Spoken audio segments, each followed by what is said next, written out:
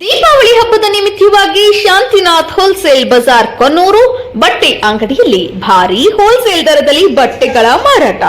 ಎಲ್ಲಾ ತರಹದ ಗುಣಮಟ್ಟದ ರೆಡಿಮೇಡ್ ಬಟ್ಟೆಗಳು, ವೆರೈಟಿ ಸಾರಿಗಳು, ಗಾರ್ಮೆಂಟ್ಸ್ ಬಟ್ಟೆಗಳು ಭಾರಿ ರಿಯಾಯಿತಿಯಲ್ಲಿ ಲಭ್ಯವಿದೆ.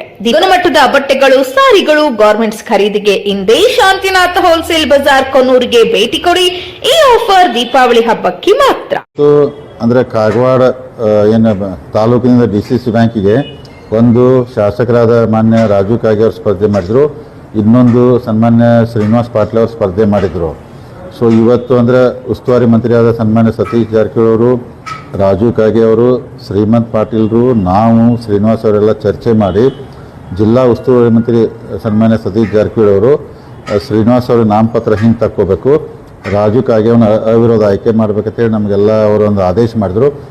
ಅದಕ್ಕೆ ಬ್ಯಾಂಕಿಗೆ ಬಂದು ಶ್ರೀನಿವಾಸ್ ಅವ್ರನ್ನು ಕಾಗವಾಡದಿಂದ ಹಿಂದೆ ಸರಿದು ರಾಜು ಕಾಗೆಯವ್ರನ್ನ ಅವಿರೋಧ ಆಯ್ಕೆ ಮಾಡೋಕ್ಕೆಲ್ಲ ಸಹಕಾರ ಕೊಟ್ಟಿದ್ದೀವಿ. ಅಂದರೆ ಸತೀಶ್ ಅವ್ರು ಏನಂದ್ರೆ ರಾಜು ಕಾಗೆಯವರು ಭಾಳ ಸೀನಿಯರ್ ಅದಾರು, ಅಂದ್ರೆ ಆ ಭಾಗದಲ್ಲಿ ಶಾಸಕರಿದಾರು. ಶ್ರೀನಿವಾಸ್ ಅವ್ರಿಗೆ ಮುಂದೆ ಅವಕಾಶ ಐತಿ, ನಾವು ಮಾಡೋಣ. ಆದರೆ ಅವ್ರನ್ನಂದ್ರೆ ಅವ್ರ ಹಿರಿಯತನ, ಸೊ ಮತ್ತು ಸ್ವಲ್ಪ ಅವ್ರ ಹೆಲ್ತ್ ಇಶ್ಯೂ ಎಲ್ಲ ಇರೋದ್ರಿಂದ ಅವ್ರಿಗೆ ಭಾಳ ಇಲೆಕ್ಷನ್ ಓಡ್ಸಾಡಿ ತ್ರಾಸು ಕೊಡೋಕೆ ಹೋಗ್ಬೇಡ್ರಿ, ಅವ್ರಿಗೆ ಸಹಕಾರ ಕೊಡೋಣ ಅಂದ್ರೆ ಮಾನ್ಯ ಉಸ್ತುವಾರಿ ಸಚಿವರ ಅಂದ್ರೆ ಆದೇಶ ಮೇರೆಗೆ ರಾಜು ಕಾಗೆ ಅವ್ನ ಅವಿರೋಧ ಆಯ್ಕೆ ಮಾಡಿದ್ದೀವಿ.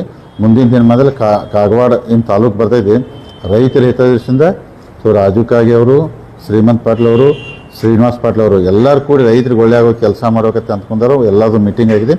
ಅದಕ್ಕೆ ಇದನ್ನೆಲ್ಲ ಸೇರಿ ಈಗಾಗಲೇ ನಮ್ಮ ಅಂದ್ರೆ ಗುಂಪಿನ ಅಂದ್ರೆ ಇವತ್ತು ಚಂದ್ರರಾಜ್ ಹಟ್ಟಿಹೊಳಿ ಅವ್ರದ್ದು ಅವಿರೋಧ ಆಯ್ಕೆ ಆಯಿತು. ನಮ್ಮ ಕಡೆ ಗುಂಪಿನ 7 ಅವಿರೋಧ ಆಯ್ಕೆ ಆದ್ವಿ.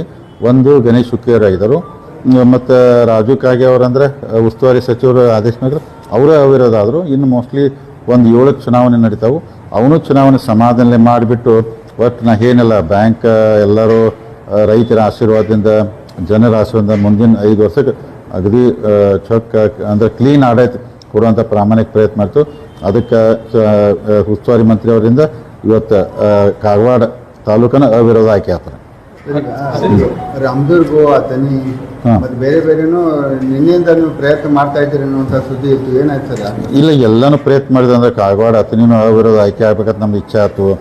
ಆದ್ರೆ ಅಥಣಿ ಆಗಾಕಂದ್ರೆ ಸಾಧ್ಯ ಇಲ್ಲ ಅಂತ ಅನ್ಸಾತೈತ್ರಿ. ಕಾಗವಾಡ ನಾವೆಲ್ಲ ಅದಕ್ಕೆ ಅಟ್ಲೀಸ್ಟ್ ಇದನ್ನಾರು ಒಂದು ಮಾಡತ್ತೀವಿ.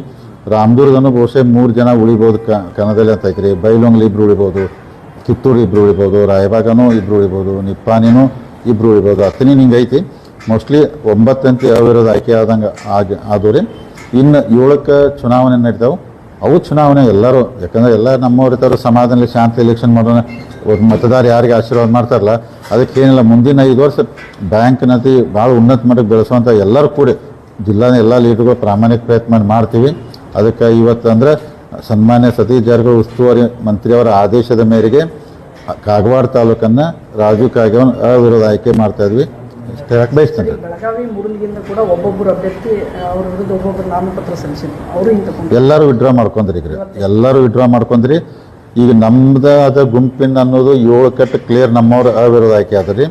ಗಣೇಶ್ ಹುಕ್ಕೇರಿ ಅವರು ಕಾಮನ್ ಕ್ಯಾಂಡಿಡೇಟ್ದಾಗ ಅವರು ಅವಿರೋಧ ಆಯ್ಕೆ ಆದ್ರು. ರಾಜು ಕಾಗೆ ಅವರು ಉಸ್ತುವಾರಿ ಮಂತ್ರಿಯವರ ಆದೇಶ ಮೇರೆಗೆ ಮಾಡಿದ್ರು. ಅಂದ್ರೆ ಅವ್ರು ಉಸ್ತುವಾರಿ ಕ್ಯಾಂಡಿಡೇಟ್ ಅಂತೂ ನಮ್ದು 7 ಲೆಕ್ಕ ಹಿಡಿದ್ರು. ಈಗ ಎಲ್ಲರೂ ನಮ್ಮ ಬಂದಾಗ ಬರ್ತಾರೆ. ಆಮೇಲೆ ಇಲೆಕ್ಷನ್ ಆದ ಕೂಡಲೇ ಈಗ ಎಲ್ಲರೂ ಈಗ ಇಲೆಕ್ಷನ್ ಇರ್ತೈತಿ. ನಾಳೆ ಎಲ್ಲ ಬನ ಕೂಡಿಕೇಶ್ ಎಲ್ಲರೂ ಕೂಡಿ ಚಂದಂಗೆ ಬ್ಯಾಂಕ್ ನಡೆಸೋಣ್ರಿ. ಜಗಳ ಎಲ್ಲಿ ತಗಾರಿ ಇಲೆಕ್ಷನ್ ಆಗೋತಕ. ಇಲೆಕ್ಷನ್ ಮುಗಿದು ಜಗಳ ಬಿಡೋದು, ಡೆವಲಪ್ಮೆಂಟು, ಬ್ಯಾಂಕಿನ ಹಿತ ಒಳ್ಳೆ ಕೆಲಸ ಮಾಡ್ಕೊತ ಹೋಗ್ತಾರೆ. 7 ತಾಲೂಕಿನಾಗ ಬಹುಶಃ ಚುನಾವಣೆ ಆಗ್ತಾವ್ರಿ. ಇಷ್ಟೆಲ್ಲ ಆಗಿದಾವೆ. ಒಟ್ಟು ಎಲ್ಲನೂ ಸಮಾಧಾನ ಮಾಡೋಕ್ಕೆ ಪ್ರಯತ್ನ ಮಾಡ್ತೀವಿ ಚುನಾವಣೆ.